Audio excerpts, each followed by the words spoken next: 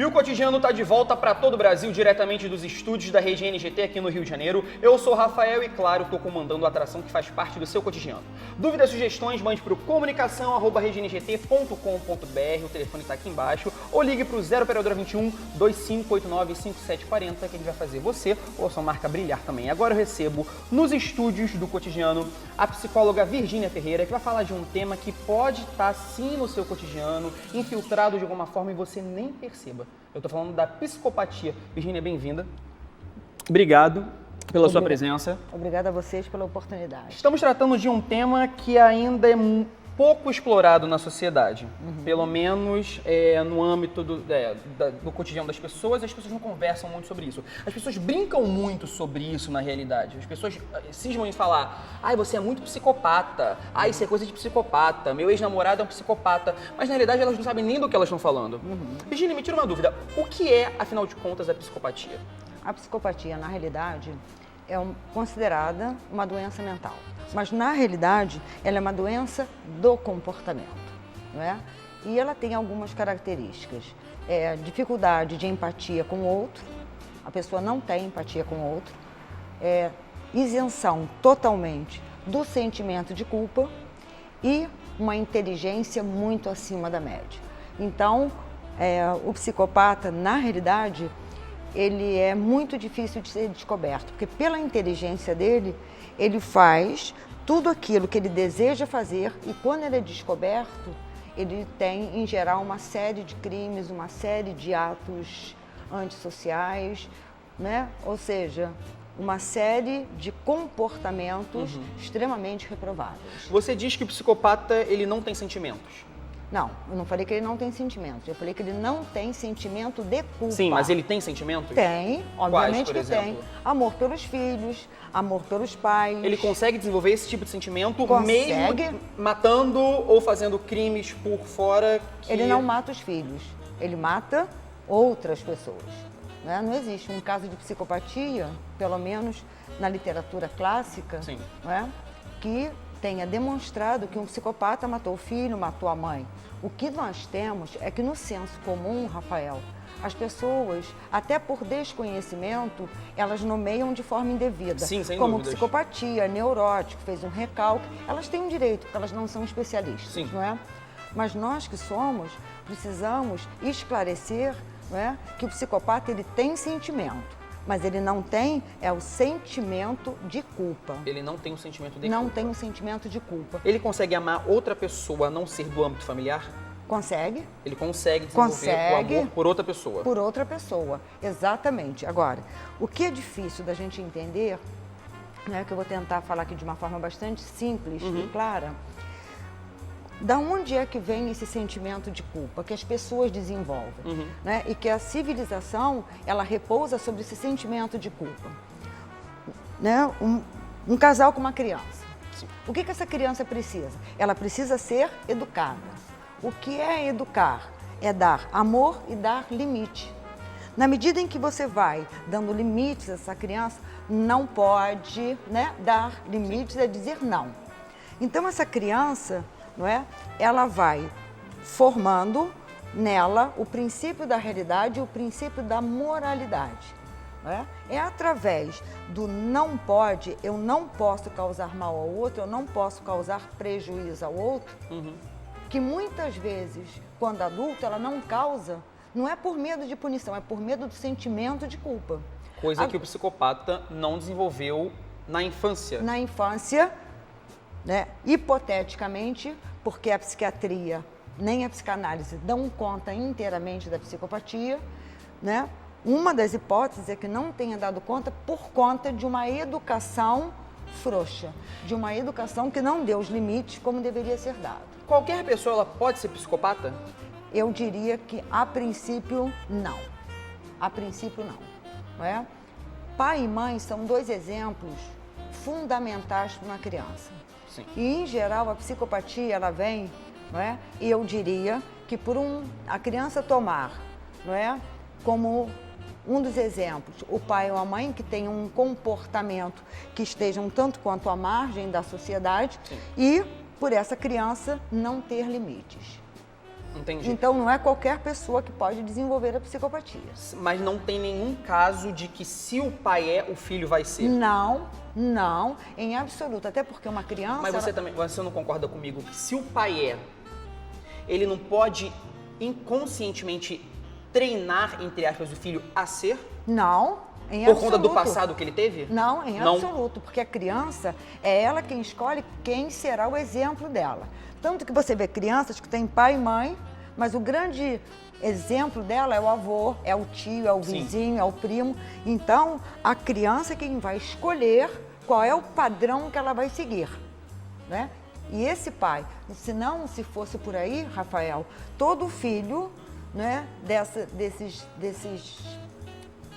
dessa população carcerária seria também tão marginal quanto o pai. Mas E elas não não é têm essa a convívio realidade. com eles. Ah, tem. Ah, tem. Elas vão ao presídio, elas sabem por que eles estão ali, e aí eles vão passar o Dia dos Pais em casa. E a questão toda, né, é que na psicanálise nós não falamos do pai e da mãe, nós falamos da função materna e da função paterna. Essa criança pode ter visto o pai 4 vezes na vida, mas se o pai vai representar para essa criança o que a mãe disser. Então, o discurso da mãe tem muita interferência nessas escolhas dessa criança. E quais as atitudes mais comuns de um psicopata? Mais que comum. a gente consegue descobrir, apesar de eu achar, na minha concepção, ser algo muito difícil. Fazer um diagnóstico, uma hipótese diagnóstica de uma psicopatia, por exemplo, ainda, né, em fases precoces, quero dizer, na adolescência, na pré-adolescência, não é tão fácil. Não é tão fácil, não é? Porque a gente não pode dizer, empurrou, mordeu, é um psicopata, não é?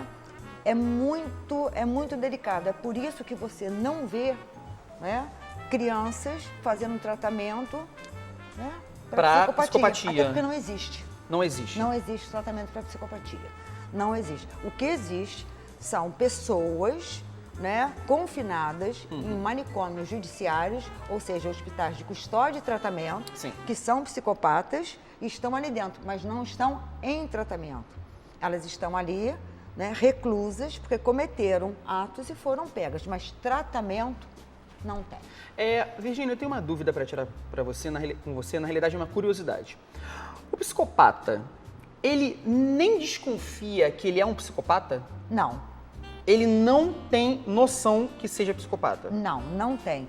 Ele vive sem o sentimento de culpa. Se ele vive sem sentimento de culpa e ele nunca experimentou esse sentimento, para ele é normal não ter esse sentimento. Inclusive, causa a ele uma certa estranheza quando as pessoas falam em sentimento de culpa. Porque você não pode saber o que é alguma coisa que você nunca sentiu, alguma coisa que você nunca teve. Sim. Eu posso dizer assim para você, Rafael, nossa, crise renal é uma coisa insuportável. Você fala, crise renal? Se você tentar realizar, você não consegue. Sim. A mesma coisa é para um psicopata, né? Você falar em sentimento de culpa é alguma coisa que ele nunca experimentou. Agora, voltando à sua pergunta anterior, eu diria que é sempre bom ficar, né, de olho numa criança. Por quê? Porque uma criança que tem atos consecutivos, não é? De maldade contra uma outra criança. Mas você acha que a mãe vai assumir isso? Bem, eu diria que não. Porque o grande medo do psicopata é que a mãe saiba dos seus atos. Sim. A população pode saber, mas a mãe não pode. Agora, tem aí 2 elementos importantes. Uma inteligência acima da média. Sim.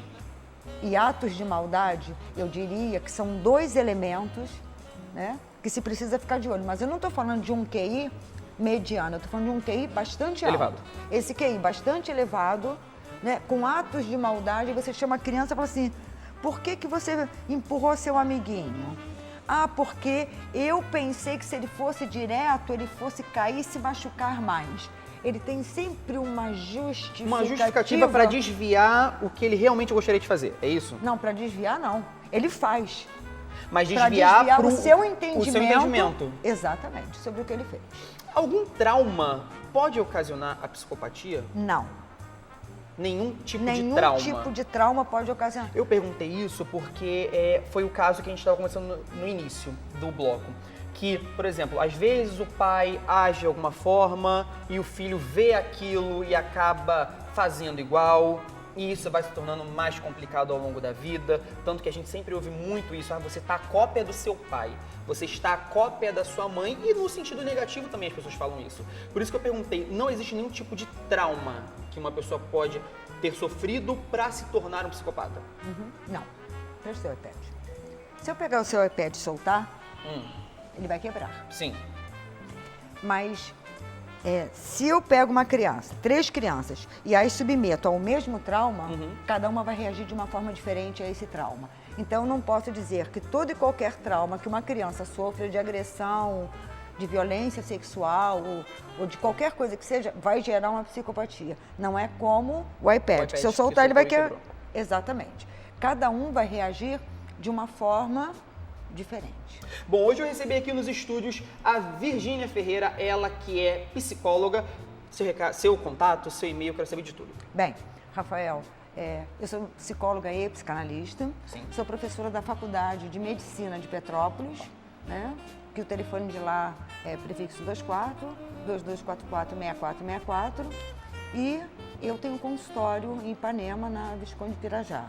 O meu telefone do Rio é 21 98993 8243. E as pessoas que queiram, porventura, tirar alguma dúvida da entrevista ou fazer algum tipo de comentário, será muito bem-vindo. O meu e-mail é virferreira16@gmail.com. Bom, simples para você que quer contato com a Virgínia, fácil, rápido, ela passou todos os contatos, a gente vai para um rápido intervalo comercial e na volta é claro que você continua acompanhando o Cotidiano, porque, claro, esse programa foi feito para você. A gente volta já já.